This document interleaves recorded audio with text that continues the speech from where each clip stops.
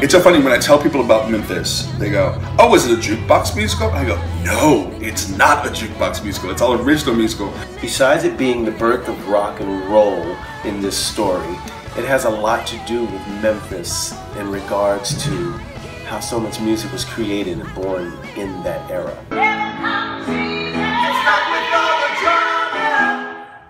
Huey's the character, which is pretty much this quirky kid. It actually originated from a DJ named Dewey Phillips. Dewey Phillips was the radio DJ in Memphis that played for the first time Elvis's music on the radio. He introduced like Elvis's music. I'm not sure exactly. I think it was in the 50s, but he was a real character, and he actually had a radio station where he had kids of color on that show, and he would get harassed.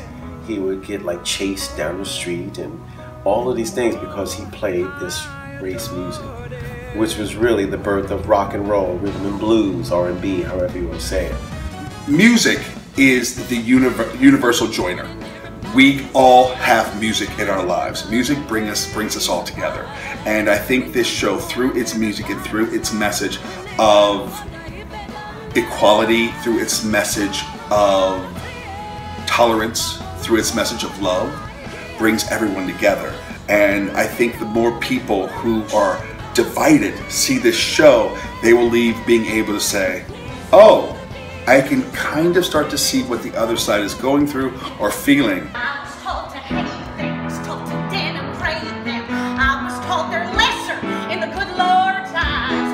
Can't drink from the same fountain. I scream it from the mountain. I'm through with buying all their blasphemous lies. But change don't come easy. The music is great, and the dancing is great. The feeling that you get from the songs and the scenes are really incredible, and to be a part of a show that has a history of winning Tony Awards and really going around the world and moving audiences around the world, I'm excited to be a part of it.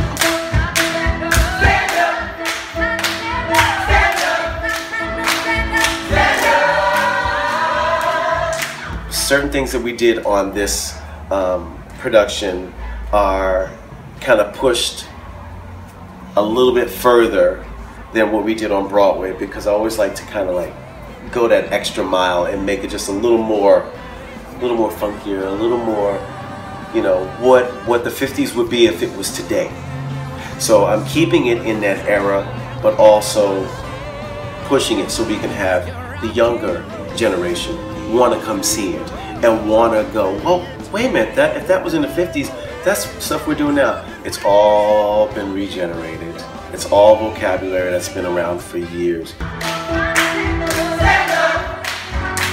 The audience is literally dancing in the aisles, wanting to know the choreography. I mean, full on like getting up and doing Steal Your Rock and Roll. Because at the end of the day, I mean, if you're coming to a musical, yeah, you want to get the ebbs and flows, the highs and lows, but you want to leave with like a happy, joyful sound. It's something that you're going to leave the theater going, you know what? I like this. This is pretty good. You know, it had me going.